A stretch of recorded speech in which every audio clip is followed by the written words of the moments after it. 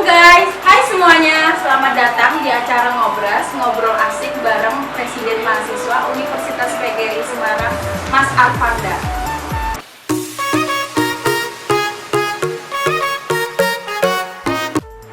Hai Mas. Halo. Semoga teman-teman yang di rumah selalu dalam keadaan yang sehat ya. Jangan lupa patuhi protokol kesehatan. Sebelumnya perkenalkan, nama saya Sabrina Nurul Fasa, selaku MC dari acara Ngobras. Gimana kabarnya Kak Arfanda? Alhamdulillah baik-baik saja seperti yang dilihat saat ini. Kesibukan akhir-akhir ini apa sih Kak?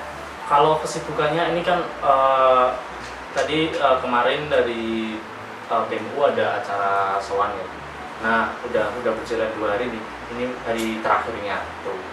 Ya itu yang jadi kesibukannya. Terus ada lagi untuk nanti ini ada persiapan untuk adanya audiensi dari BEM Sera. Nah nanti kemungkinan nanti akan ada kita pembahasan kajian-kajian tentang isu-isu yang lagi beredar di daerahnya kita itu. Kayak kemarin yang ada penggusuran itu, nah yang penggusuran di Batam, nah itu kita masih memfokuskan ke sana. Kemudian ada kita mengawal adanya tahanan dari kasus yang waktu itu Omnibus Law. Nah itu kita masih mengawal di situ. Soalnya masih ada beberapa mahasiswa dari beberapa kampus di Semarang yang masih ditahan di sana. Gitu. Jadi nanti kita akan mengawal hal tersebut. Mungkin itu sih untuk yang kesibukan saat ini. Ngomong-ngomong kesibukan ya Kak, Kakak dulu sekolah di mana sih SMA-nya? Sekalian perkenalan ya? Iya, Oke. boleh. Nama saya Muhammad Rizky Arfanda. Terus asal saya dari Blora. Sekarang saya kuliah di Inggris. Saya prodi pendidikan bahasa Inggris semester 8. Sudah semester 2. Terus saya dulu waktu SMA itu di SMA Negeri 1 Tujuan Blora. SMP-nya juga SMP Negeri 1 Tujuan Blora. Gitu. Soalnya rumahnya dekat situ, jadi sekalian di situ aja. Yang dulu awal daftar di UGRIS itu siapa? Yang nyuruh di UGRIS nih? Dulu saya waktu SMA itu ikut SNM, SBM, tapi gagal semua. Sebenarnya SBM berhasil, tapi nggak saya ambil. Soalnya orang tua menyarankan, soalnya jurusannya itu nggak sesuai sama harapan orang tua itu. Yang pertama, saya diterimanya itu di sosiologi di UIN Wali Songo, tapi orang tua menyarankan ambil bahasa Inggris saja, soalnya peluang kerjanya lebih besar. Gitu. Nah terus saya daftar di sini. Kebetulan orang tua saya kan dari PGRI, nah itu sekalian aja di situ jadi guru. Nih sekarang kan kakak sudah menjadi presiden mahasiswa ya. Motivasi apa sih yang kakak punya gitu? Oke. Sebenarnya motivasi saya itu nggak terlalu banyak ya. Kalau dasarnya kan pasti memajukan universitas, tapi sebenarnya motivasi saya itu bagaimana cara saya bisa bersama-sama dengan mahasiswa berkolaborasi, bersinergi untuk memberikan perubahan untuk kampus kita gitu. Jadi dengan adanya sinergi dan adanya persatuan, pasti kampus kita otomatis akan maju sendiri. Nah, kayak nama kabinet yang sekarang yaitu sinergi persatuan. Harapannya bersinergi dan bersatu gitu. Dan harapannya bisa memajukan kampus Universitas PGRI Semarang. Tadi kan kakak bilang harapan untuk perubahan kampus kita. Itu sudah ada apa belum perubahannya? Kalau perubahan yang secara signifikan itu belum ada. Namun kita masih berjalan baru 3 bulan ya. Perubahannya itu baru sedikit demi sedikit. Nanti insya Allah nanti akan ada goals-nya waktu di akhir itu nanti akan ada sesuatu yang bisa perubahan yang sudah kami canangkan dari awal itu. Kayak yang pertama yang sekarang kita lakukan yaitu pendekatan dengan teman-teman mahasiswa ataupun ormawa-ormawa yang ada di UGRIS dengan adanya hal sowan ini. Nah, dengan adanya keakraban, kedekatan dengan teman-teman mahasiswa, nah itu diharapkan bisa adanya kolaborasi. Itu dari awal, perintisnya dari awal seperti itu dulu. Nanti untuk hal besar ke depannya, nanti kolaborasinya itu yang lebih ditekankan lagi untuk memberikan perubahan yang lebih besar lagi seperti itu. Oke. Boleh ceritakan kelanjutannya nggak sih? Dulu kan pas berapa bulan yang lalu kita disuruh mengisi forum aspirasi tentang UKT ya. Oke. Itu kelanjutannya seperti apa? Oke, sebenarnya kalau untuk kelanjutan UKT itu sebenarnya sudah kami publis di IG BEM UGRIS. Nah, itu kemarin setelah adanya teman-teman mengisi angket di sana, kami sudah membuat kajian pun juga basis datanya, database di sana kita rekap, kita ajukan kepada rektorat. Alhasil bukan titik buntu ya, tapi emang dari kampus yang pertama kemarin banyak teman-teman mahasiswa yang mengusulkan adanya setidaknya ada distribusi kuota. Nah, dari kampusnya sendiri sudah menjawab terkait subsidi kuota itu tidak diadakan dikarenakan untuk subsidi kuota itu sepenuhnya sudah ditarik oleh Kemendikbud. Nah, seperti itu. Kemudian jadinya kampus tidak berani untuk memberikan subsidi kuota. Selain itu, kemarin juga banyak mahasiswa yang tanya tentang transparansi dana. Nah, transparansi dananya sendiri sudah dijawab juga oleh rektorat, yang mana pihak rektorat itu sudah melakukan transparansi, namun kepada pihak audit publiknya itu yang mengaudit dari yayasan. Soalnya dari UNIS kan di bawah naungan yayasan, otomatis kita dari rektorat itu memberikan transparansinya kepada mereka itu. Namun untuk pengurangan UKT sepertinya tidak bisa. Tapi dengan kemarin itu dari pihak rektorat menjawabnya, kalau misal ada mahasiswa yang merasa keberatan dengan adanya pembayaran UKT ataupun rentang waktu pembayaran, nah mahasiswa diharapkan bisa langsung menghubungi ke Kaprodi saja untuk memberikan kelonggaran waktu pembayaran. Nah, kemarin juga sudah disampaikan di feed-nya IGPM Ugris, itu sudah diberikan informasi kalau misalnya ada keberatan langsung saja ke Kaprodi. Nah, Kaprodi nanti biasanya akan memberikan surat tanda kalau dia diberi kelonggaran gitu lah. Nih, kakak sudah menjadi penting lah di Ugris ya, presiden mahasiswa.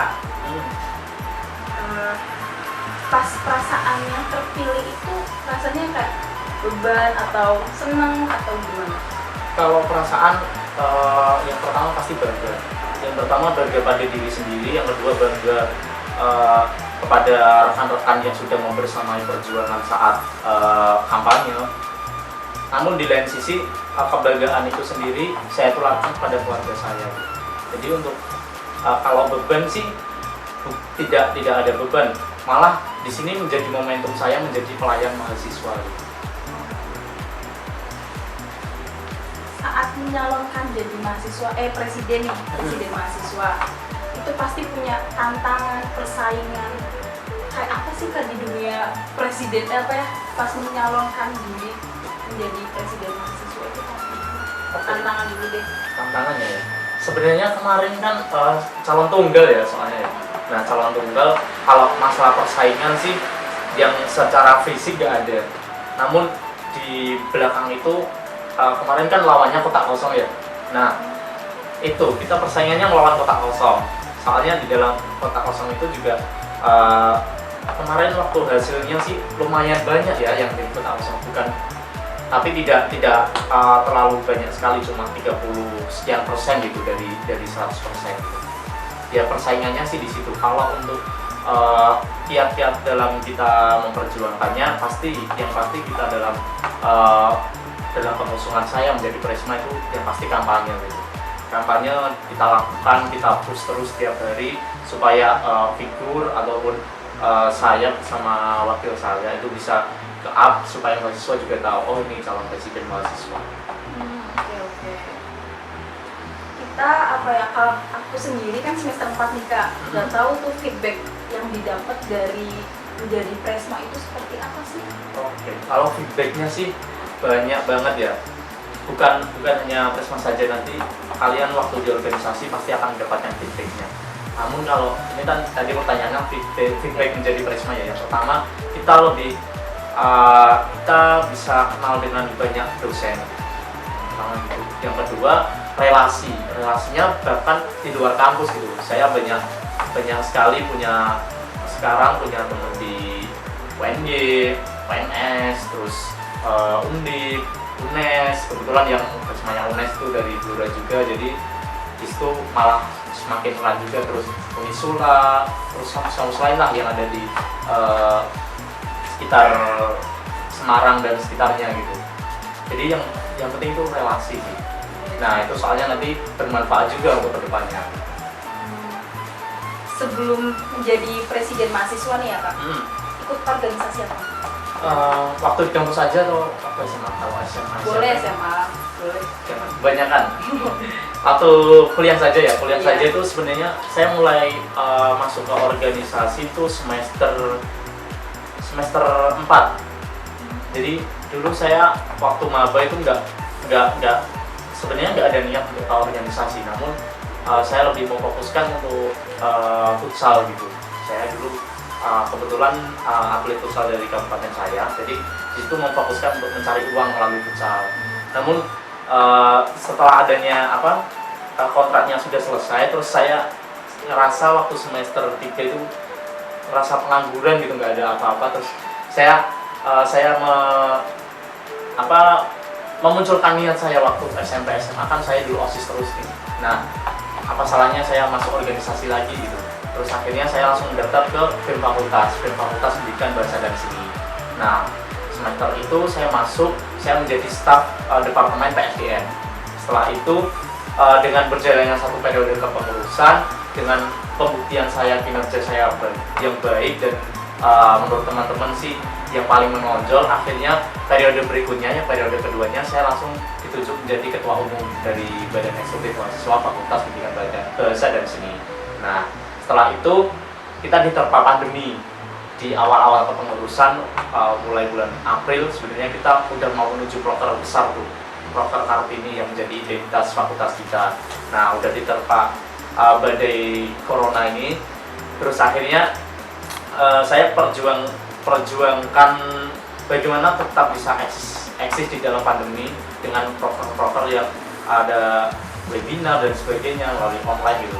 Nah, setelah itu dengan ada yang kinerja yang menurut publik baik, terus saya alhamdulillah diamanai teman-teman untuk menjadi presiden mahasiswa.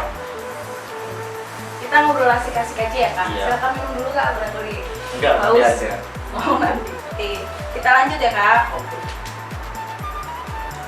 Sebelum menjadi presiden mahasiswa nih, Kakak mempunyai target apa sudah tercapai?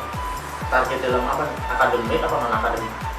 Akademik. Kalau akademik saya targetnya sudah Januari 2022 target, dan juga harapannya cum laude sih, tapi ya insya Allah cum laude, soalnya sekarang IP-nya sudah lumayan sih, di atas 3,7 lah.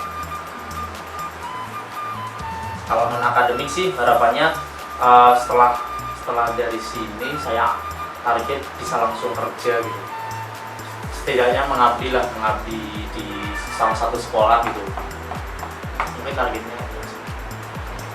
Lanjut ya Kak.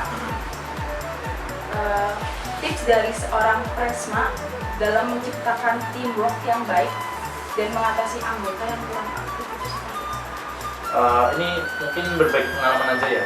Kalau saya dulu dulu dan sekarang selalu menanamkan pada teman-teman yang dalam satu organisasi saya sebagai ketua menanamkan ke teman-teman semuanya, kerjalah menggunakan hati.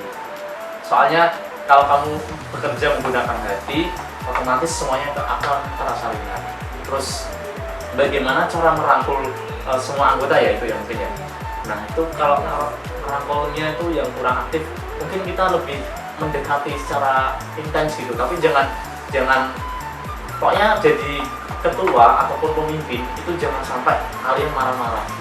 Soalnya kalau kalian marah, nggak tahu nih lawan yang kita marahin ini dia orangnya berperan atau enggak gitu. Jadi kita pakai treatmentnya yang halus gitu, jangan pakai emosi gitu, dideketin aja kenapa nggak aktif gitu. Terus apakah ada yang bisa saya bantu supaya kamu bisa aktif lagi gitu. Biasanya itu ada yang bilang saya di sana nggak punya teman di organisasi. Oh ya udah, nggak apa-apa, nanti langsung bareng saja sama saya gitu. Jadi kayak pendekatannya lebih ke arah psikologinya mereka gitu. Jangan malah kalian menyerang ke psikologinya, nanti malah mereka kalau misalnya nggak aktif kalian marahin, malah nanti menjadi beban, malah mereka jadi tambah males gitu. Berarti ngomongnya itu secara pribadi ya? Dulu ikut politik kampus nggak?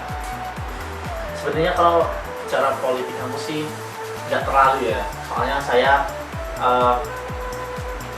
Kalau dari terjun ke politik kampus itu ceritanya saya pertama itu jadi KPRM waktu tahun 2019 kalau nggak salah.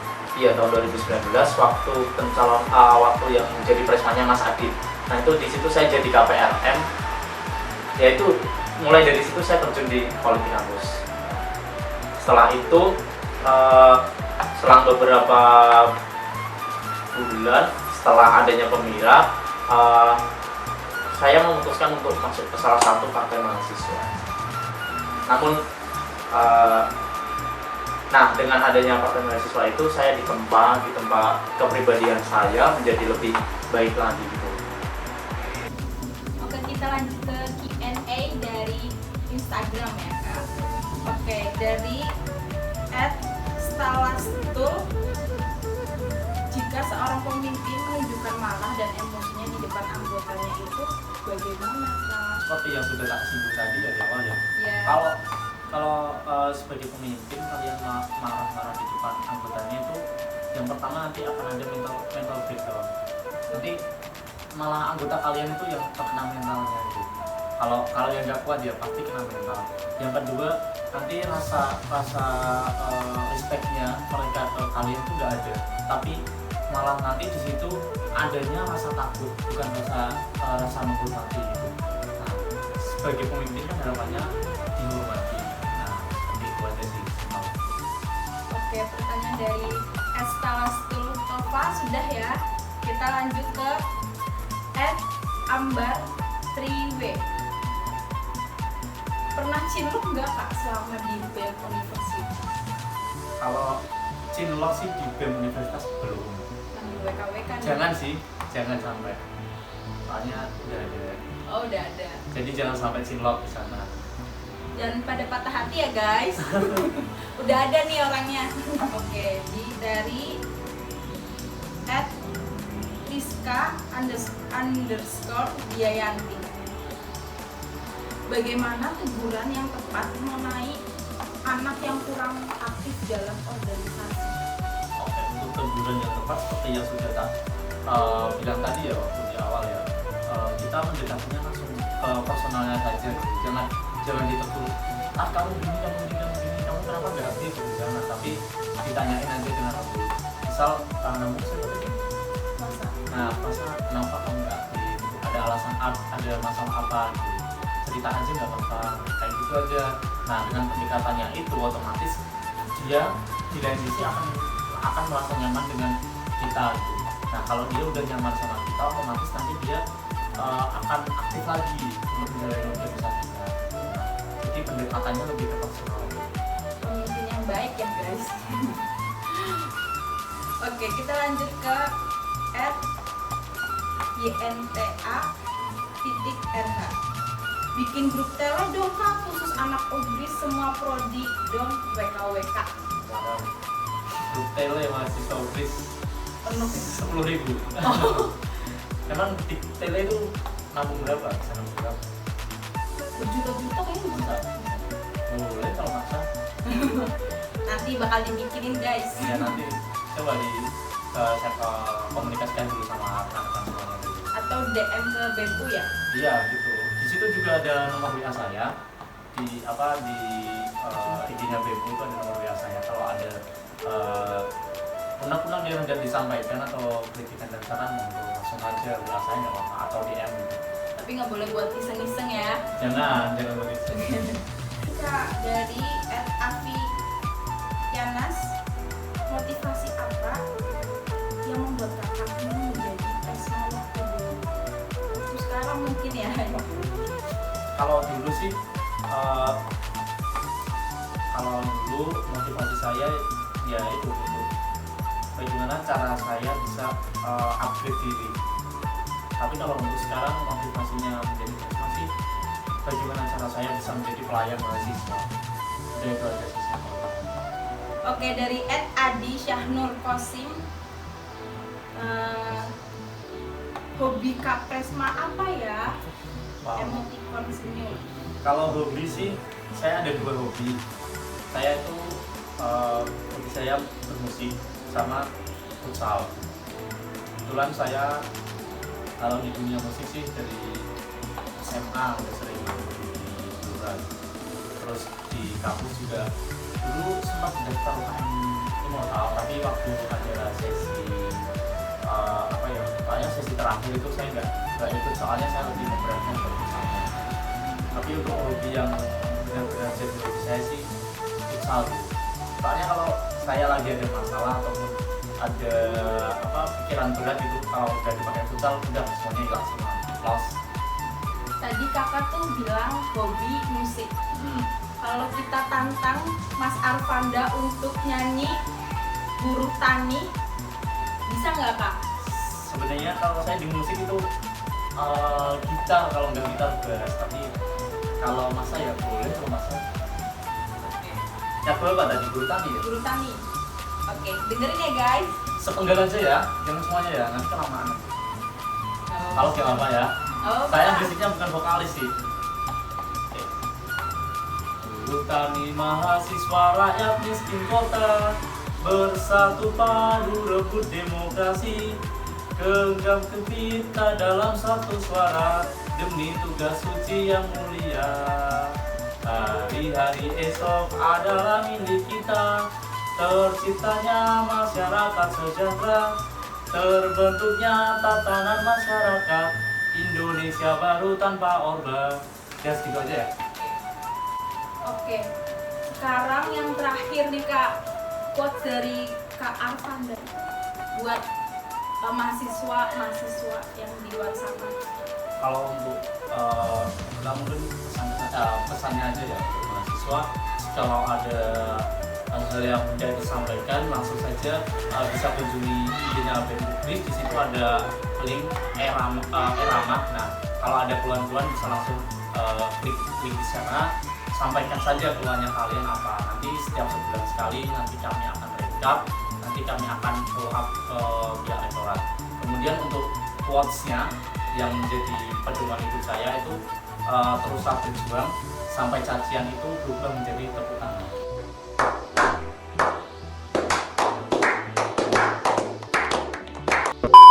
Ya udah di ujung acara nih kak, nggak kerasa banget ya. Iya. Ngobrol bareng Mas Arfanda seasik itu ya guys. Kalau kurang nanti bisa ngobrol-ngobrol berikutnya ya. Oh iya. Makasih Mas sudah datang di acara Ngobras yang perdana banget ini. Sama-sama, semoga sukses untuk yang acara ngobrol-ngobrol Amin, berikutnya. amin, amin. Semoga ada yang diundang lebih ada yang keren lagi. Oke.